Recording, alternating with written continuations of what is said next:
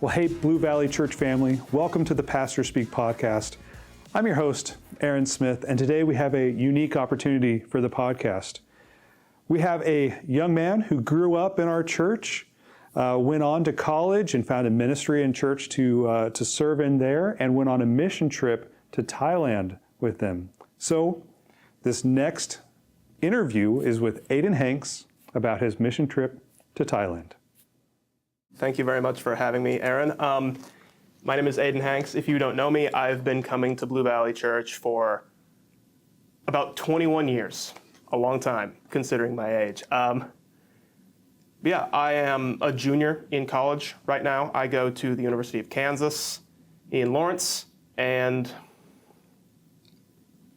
I study journalism there. I'm a major in journalism, and not sure what I want to do after college, but I was considering doing something, almost like something that Aaron does, like hopping on a media team for maybe like a church plant or really just any company.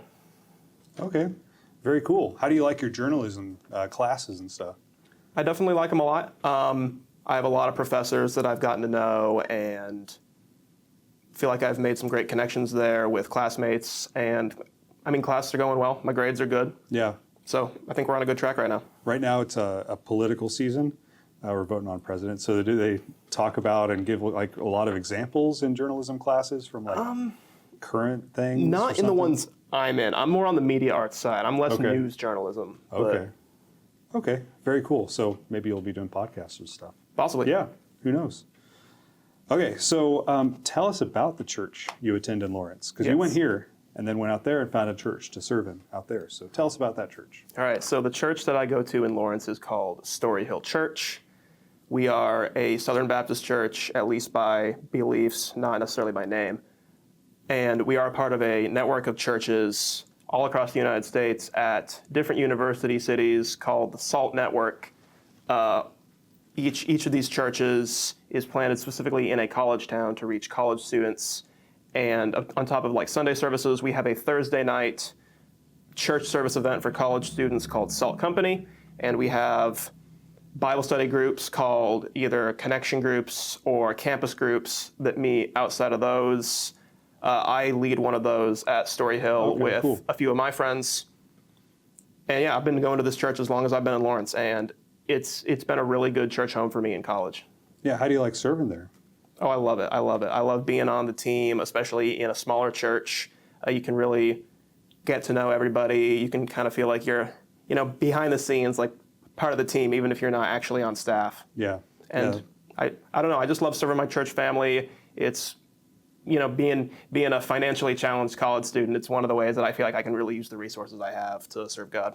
Okay, so tell us about Story Hill Salt Co. and what kind of mission trips they do, because I think you went on one, right? Yes, so Salt Company churches send out different teams of American missionaries to both plant churches in America, in college towns, and to live permanently or semi-permanently in other countries.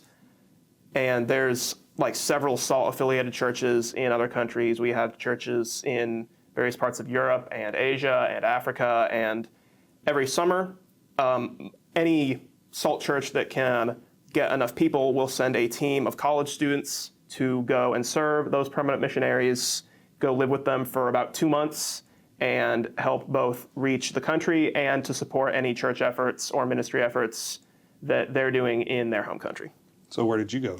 I went to Bangkok, Thailand, a massive city of, I think, 8 million plus people.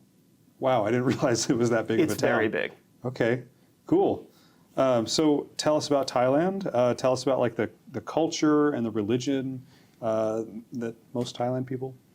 So Thailand is very culturally Buddhist. To be Thai is almost synonymous with being Buddhist. Most Thai people, even if they don't observe Buddhism as a sacrament, they will say that they're Buddhist. About 1.5% of Thailand is Christian, and a lot of that comes from the various Catholic schools. We actually met a lot of people on our trip that had gone to Catholic high schools, but didn't really have any actual faith or background in religion. And is that because Catholics were offering those schools, or was it not like culturally normal to go to those kinds of schools and they were just seen as another opportunity for education? I'm pretty sure it was just another opportunity for education. I don't really know the nuances of it. Sure. But I think it's just another private school like we have in America. Okay. So what were some of the goals for the mission trip?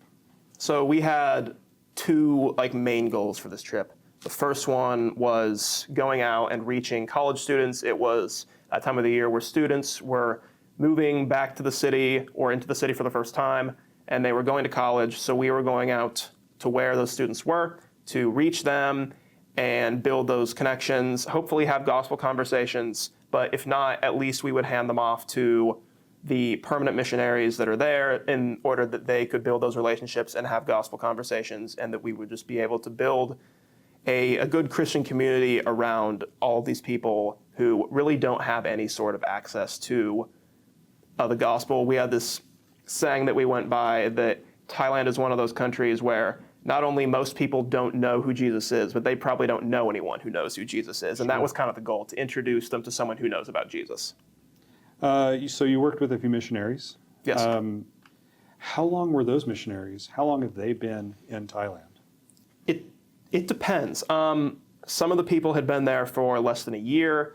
I believe the longest residence for the people there is 3.5 years. And before then, some of them had been in other countries for over 10 years. So very, very seasoned missionaries, but I believe the mission in Bangkok is only about 3.5 years old. Oh, okay. That was my next question. So it's only about 3.5 years old. Yeah. In Bangkok. Yes. Okay. Very cool. So how were some of the ways that you got immersed in the culture?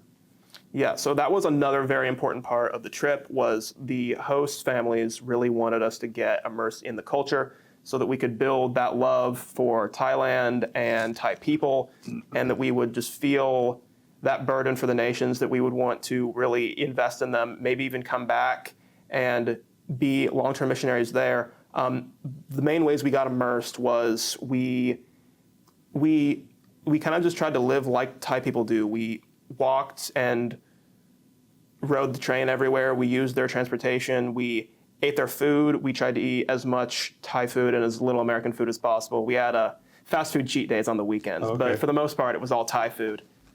And we visited a bunch of different Buddhist temples all over the city, a few famous landmarks. We spent a lot of time in weekend markets and night markets to see how, the day-to-day lives of these people really works. And we also just walked around on college campuses, living life with the college students. Cool. So how long were you there? And what was a normal day like? Wake up, what did you kind of do throughout a normal day? So the entire trip was 49 days. Wow. Yeah, almost 2 months. That's a long trip. That includes flights and different things. We were probably in Bangkok for closer to 40 days. Okay. Just because we had a lot of other stuff. Yeah. But so a normal day, we would get up mid-morning, around 8-ish. And then our team, we had a group Bible study. There were 8 members on our team, and we rotated every day. One of us would lead it. And we were going through the book of Acts together, and that was just a great way to build our team dynamic. And we ended up just having really, really good friendships after that, and having a really good connection. And that was just a great way to help us get through the summer, to know that we always had our team to rely on. After that, we would either go and walk around the campuses, the college campuses, or we would go help teach an English class, a business English class, where we would just be English conversation partners. We would just help them out because we're native speakers. And that's a good experience when you're learning another language. Or sometimes we would go to a little coffee shop that the missionaries had opened up, and we used that for a worship service. So we would have a little sermon and some songs at that coffee shop on the top floor once a week with all the teams from around the country. There was about 60 of us in total, maybe 10 teams. And then Monday was our Sabbath day. So we took that time to just, relax, do laundry, spend extra time with the Lord. So it really varies depending on the day, but the main activities that we would do were, we would either go and walk around these campuses and try to meet people. We would go help teach our English class. we would maybe go for a cultural immersion thing, go to a market, go to a temple, or we would spend time with the friends that we already met to help build those relationships and really just make our friends feel loved by us in order that we could really have those meaningful gospel conversations with them and minister to them effectively. Yeah. You said you were studying through Acts. Yes. As a group. How did studying the early church affect your trip and your outlook on the trip? I mean, the biggest thing that we learned was just so we saw the challenges of the local church, how everyone was persecuting the church, and like Paul's story and Stephen's story, and we really just learned, I should say I really learned, but I think the rest of my team could vouch for this, how important it is to just depend on God's plan through everything, that no matter what happens, God's going to work it out the way he wants it worked out. So sure. all we have to do is be out there and be faithful, and the outcome's all in his hands. So maybe the idea was be faithful where God has you? Exactly. Right? Exactly. And while we were there, he had us in Thailand, and now we're in America. So trying to keep that up. Yeah. You can take that same principle here and put it here, exactly. Right? Use it here? Exactly. So tell us about Nightlight. You had mentioned that in an email. So Nightlight was a big worship service that we had at the end of the summer, where we would invite all of our Thai friends. There ended up being a couple hundred people there. And we had a big social function. We had some games. We had a dance party, but then we had an actual sermon. We had worship songs in Thai and in English, including one song, Nothing But the Blood of Jesus, I believe, that was in Thai. But since I knew the song, I could read the lyrics on the screen and sing it in Thai, which I thought was really awesome. And then we had a sermon in Thai that just basically laid out a summary of the Bible and the gospel to all of our Thai friends, and had a little breakdown about that. We got to introduce our Thai friends to the long-term missionaries that were there. Just hopefully they will be able to keep those connections up so that they know someone that can point them toward Jesus and can shepherd them in that way. Sure. Yeah, it was an amazing event. Probably the best part of the summer. Yeah, and it was towards the end of it? Yeah, it was the last full day we had in Bangkok. Okay, that's a good way to go out, I think, right? I would think so. Leave the mission field? Sure. So how has this experience influenced your outlook on missions, global missions, local missions?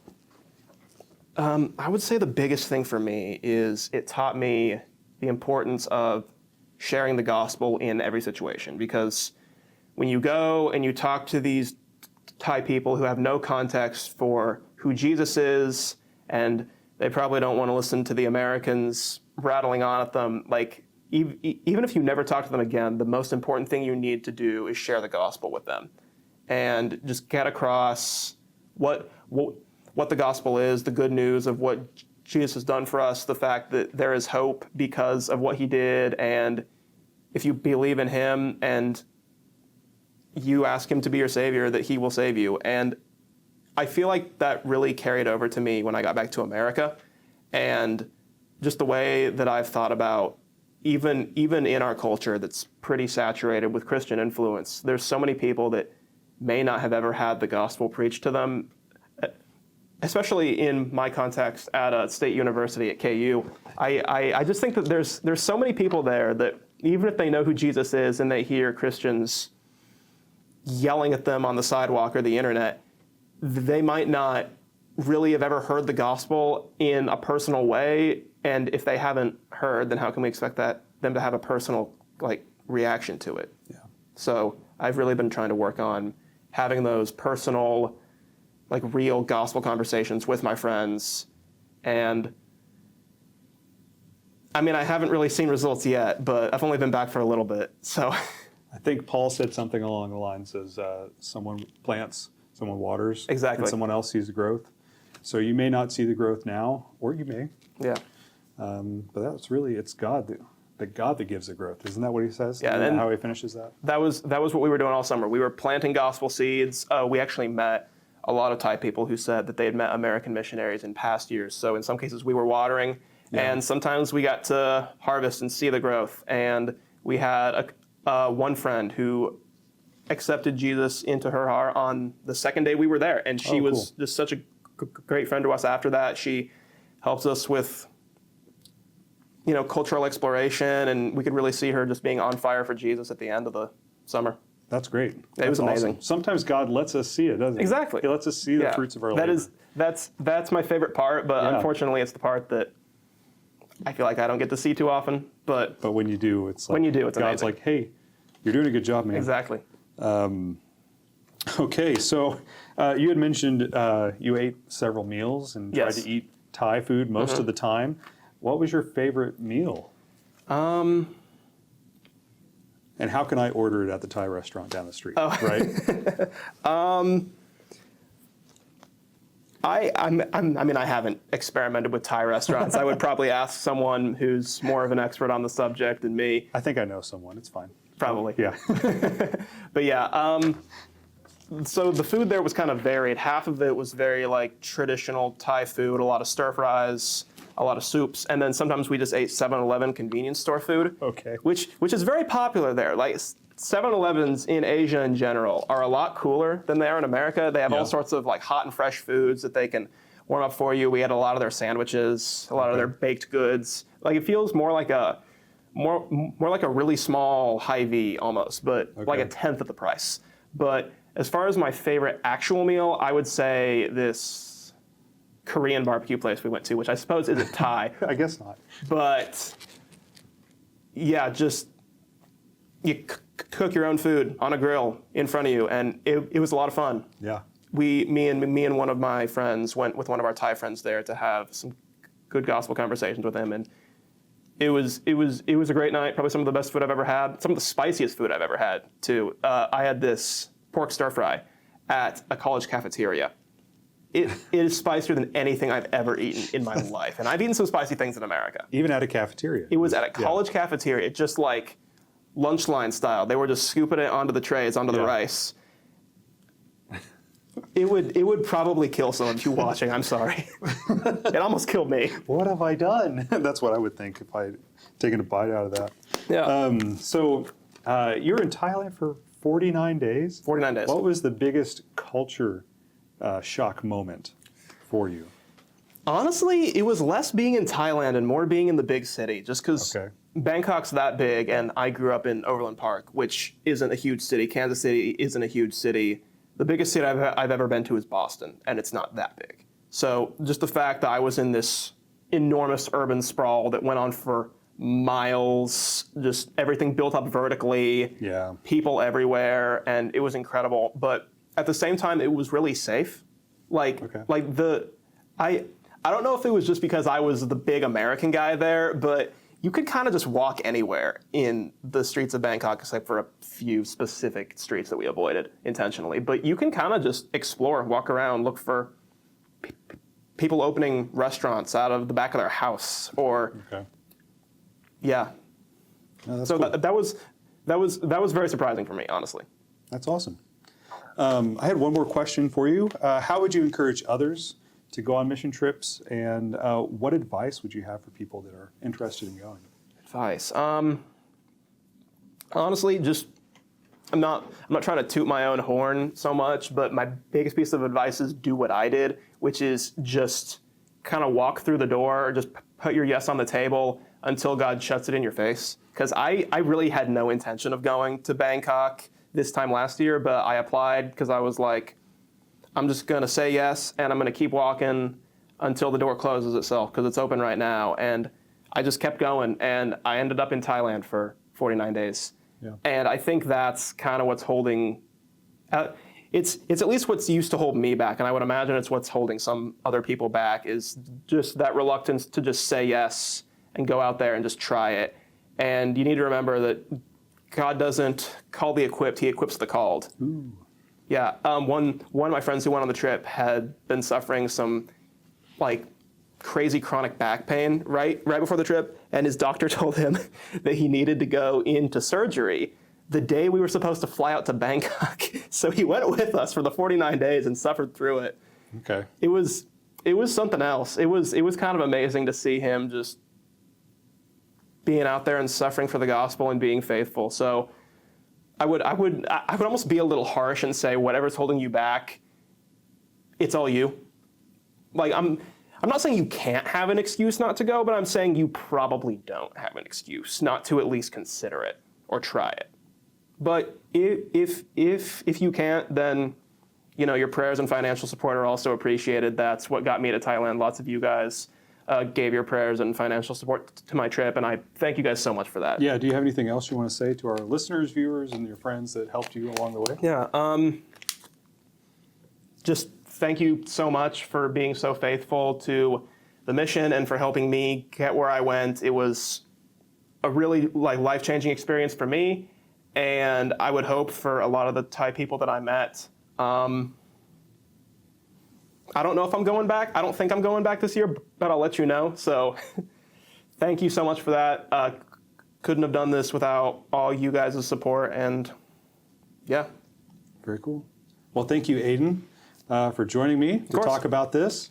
And I'm excited to share your story with your friends and the church. So thanks again. Thank you. All right.